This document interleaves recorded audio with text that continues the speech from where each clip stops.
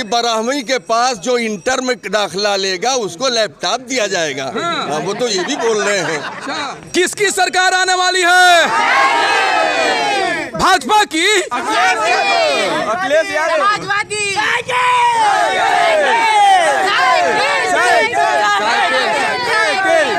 सब साइकिल चलेगा या कमल खिलेगा बनारस में? साइकिल चलेगा। भाई साहब, अभी हम पहुंच चुके हैं बनारस में, और बनारस यानी मोदी जी का संसदीय क्षेत्र है, जहां से मोदी जी सांसद हैं। टीवी में दिखाया जाता है कि बनारस चमक रहा है, बनारस स्मार्ट सिटी बन गया है, बनारस की जनता बहुत खुश है भाई साहब। तो हम बनारस पहुंच चुके हैं और बनारस की जनता से बात करेंगे, बनारस का कितना विकास हुआ है। कल चुनाव होने वाले हैं भाई साहब, और कल से बनारस की जनता वोट करेगी और अपना नेता चुनेगी। लोकतंत्र में भाई साहब जनता मालिक होती है, और जनता जिसको चाहती है नेता बनाती है, जिसको चाहती है नेता नहीं बनाती है। तो देखना होगा बनारस की जनता किसको अपना नेता चुनती है। आइए बनारस की जनता से बात करते हैं। चाचा, विकास का जो ढोल पिटा जा रहा है कि बनारस चमक रहा है, बनारस स्मार्ट सिटी बन गया, बनारस के बुनकर खुश है, वास्तविक विकास क्या है? वास्तविक विकास तो कुछ नहीं हुआ है। कुछ भी नहीं हुआ है। सिर्फ जो है गोदी मीडिया जो है, इनकी खरीदी हुई मीडिया है सरकार की, वो इनका गुणगान कर रही है। विकास कुछ नहीं हुआ है। विकास अगर हुआ है देखा जाए तो सिर्फ हमारे भारत में सिर्फ चार लोगों का विकास हुआ है। 2 बेचने वाले और 2 खरीदने वाले। और बेचने वाले, वो खरीदने वाले सब ये चारों गुजराती हैं। इसके अलावा बाकी भी जो है गुजराती ही है, जो इनके सहयोगी हैं, जैसे मोहल चौकसी है और कौन मोदी है वगैरह वगैरह, जो है सब इन्हीं के लोग हैं। और सिर्फ यही विकास हुआ है जो। और यहाँ पे बुनकरों का कोई विकास नहीं। बुनकरों की हालत बहुत ख़राब है, बद से बदतर है। लेकिन सरकार कहती है कानून का राज है, गुंडे जेल में है। अतीक अहमद, मुख्तार अंसारी, आजम खान, ये गुंडे जेल के अंदर है, सरकार कह रही है। नहीं, गुंडे उसमें आजम खान क्या गुंडे हैं? आजम खान गुंडे जो हैं बाहर हैं, ज़्यादातर बाहर हैं। सिर्फ एक कम्युनिटी को बदनाम करने के लिए इस योगी सरकार ने काम किया, और कुछ नहीं। धर्म के नाम की केवल ये राजनीति कर रहे हैं, और कुछ नहीं, केवल करप्शन, धर्म की राजनीति, हिंदू मुसलमान। बाकी जो है आप देख लीजिए, वैकेंसी कोई नहीं निकल रही है। वैकेंसी निकल भी रही है तो उसमें क्या हुआ है कि स्टूडेंट को बुरी तरह से मारा पीटा गया है। उसके अलावा कानून की भी कोई लॉ एंड ऑर्डर का भी कुछ नहीं है। बलात्कार हो रहे हैं, लूट हो रही है वे, और उसमें मंत्री हैं इसमें जो कि किसानों के ऊपर गाड़ी चढ़ा दिए। 4-4, 5-5 किसान मर गए। 700-800 किसान इसके पहले मर चुके हैं, आप सब लोगों को पता है। और उसके मजबूरन सिर्फ ये वोट लेने के लिए ये इस कानून को उन्होंने, इस सरकार ने वापस लिया है। फिर ये कानून लागू करेगी। कल वोट होने वाले हैं बनारस में, तो बनारस की जनता के किस मुद्दे पे वोट देने जा रही है कल बनारस में? बनारस की जनता है जो बुनकर खुशहाल हो, क्योंकि ये बुनकर बाहुल इलाका है वाराणसी। बुनकर खुशहाल हो, लॉ एंड ऑर्डर हो, मतलब कानून का राज हो, इस तरह का नहीं हो, यही जनता चाहती है। इसलिए महंगाई ज़बरदस्त है। और आप ही देख रहे थे कि हर रोज़ाना पेट्रोल और डीजल का दाम बढ़ाया जा रहा था, जिससे महंगाई चरम पर है। इलेक्शन खत्म होती, ये 3 महीना जब इलेक्शन का ऐलान हुआ है तो वो रुका हुआ है पेट्रोल और डीजल का दाम। इलेक्शन के बाद क्या ये लोग करेंगे, देखिए, वो आप लोगों के सबके सामने आएगा। अच्छा, तो इस चुनाव में महंगाई, बेरोजगारी कितना बड़ा मुद्दा रहेगा? सबसे बड़ा मुद्दा यही है, महंगाई, बेरोजगारी और धर्म की राजनीति जो कर रहे हैं, सबसे बड़ा मुद्दा यही है। इसलिए ये बात पूछ रहा हूँ क्योंकि योगी जी कह रहे हैं 80% जनता हमारे साथ है। वो 80-20 ये भी मुस्लिम और वही कम्युनिटी वाला मामला आ गया। वो बोले हैं जो आप सब लोग समझ रहे हैं कि ये भी कम्युनिटी पर बोले 80 और 20, मामला उनका यही है। उत्तर प्रदेश में परिवर्तन की लहर है क्या? बिल्कुल परिवर्तन की लहर है। उत्तर प्रदेश में परिवर्तन होना इनका खदेड़ा है। लेकिन गृह मंत्री साहब कर रहे हैं अब की बार योगी सरकार 300 पार। तो वो तड़ी पार, वो तो कुछ, वो तो नहीं, वो तो तड़ी पार है।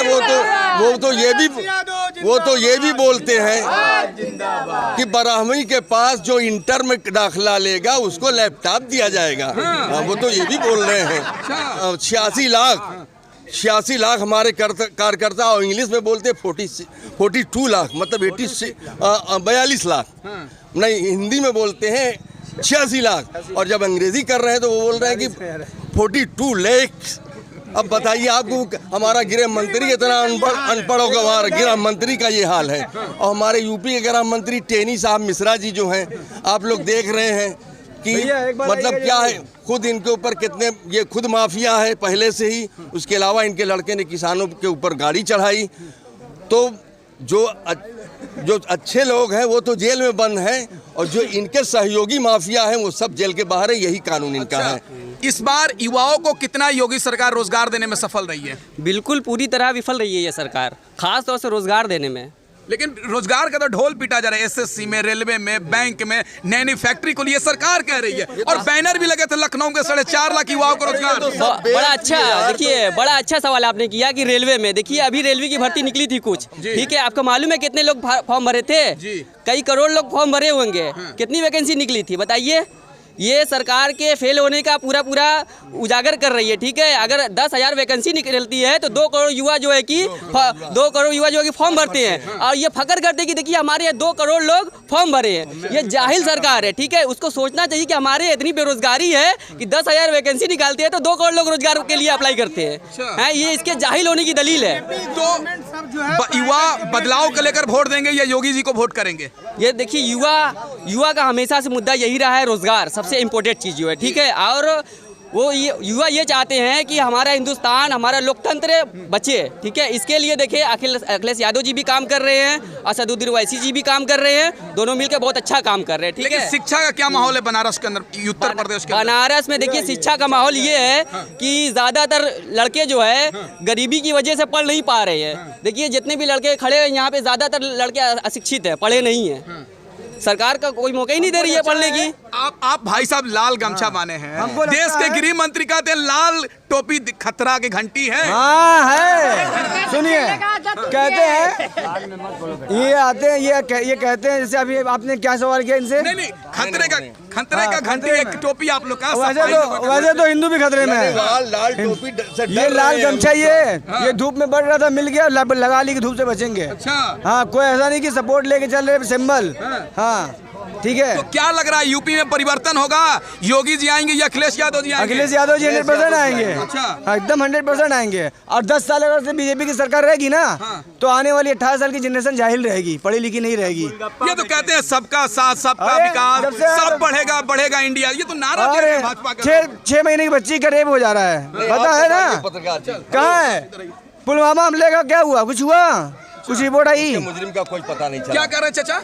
कहना ये था कि 1 मिनट, रैली जब होती है या किसी पार्टी की हो, रैलियों में कोविड नहीं आता।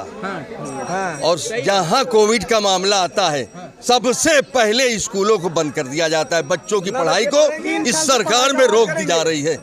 तो ये क्या इनका मकसद क्या है कि अनपढ़ जनता पूरी भारत की अनपढ़ हो और इनकी गुलामी करती रहे, वो पढ़ लिख कर, क्योंकि जब पढ़ेगा लिखेगा आदमी तो वो सरकार से सवाल करेगा, तो कोई सवाल करने वाला ना हो। वो सब अनपढ़ और जाहिल हो, इसलिए नहीं। आप ही बताइए, क्या कोरोना इतनी लाखों की भीड़, 50,000 की भीड़ जब जमा होती है तो कोविड नहीं आता? और स्कूलों में ही सिर्फ कोविड आता है कि फौरन बंद कर दिया जाता है? ये देश की जनता को जाहिल रखना चाहते हैं कि ये इनकी गुलामी करती रहे। ये RSS, ग्वालकर वगैरह जो सावरकर की, उसके रंग से कदम पर चलना चाहते हैं। ये भाई साहब, साइकिल चलेगा या कमल खिलेगा बनारस में? साइकिल चलेगा, साइकिल। लेकिन आप प्रधानमंत्री के संसदीय क्षेत्र के हैं, तो क्या बनारस का विकास नहीं हुआ है? प्रधानमंत्री का संसदीय क्षेत्र 8 साल हो गया, 8 साल हो गए, जितना विकास हो आपको दिखाई दे रहा है। और गरीबों का न विकास हुआ, न जो दबे कुचले हैं उनको हक की लड़ाई है।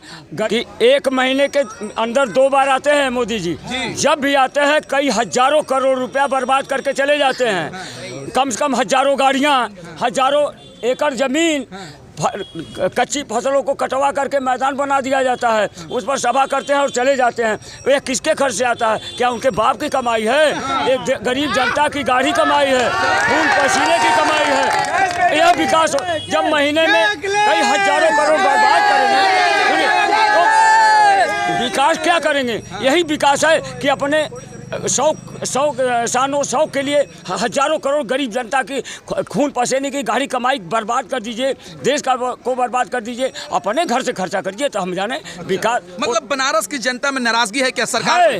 ये गंगा के नाम पर और विकास के नाम पर तमाम पैसे आते हैं। एक तो इतना बड़ा छोटा सा 2x4 का एक तो टेबल बनवा करके चौराहे पर लगा दिया जाता है, उसका खर्च कितना आता है? 8 लाख रुपए। आप देखिए हर चौराहे पर लगा हुआ है, 8 लाख किसके खाते में जाता है? जैसा कि इन्होंने मंदिर की चोरी किया, 17 लाख की जमीन 17 करोड़ में बेच दिए। चोरी तो हर जगह है और विकास के नाम पर कोई नहीं। इनके पास एक मुद्दा है, केवल हिंदुत्व के अलावा कोई मुद्दा इनके पास नहीं है और पूरे देश में। अच्छा, किसकी सरकार आने वाली है? भाजपा की, अखिलेश यादव,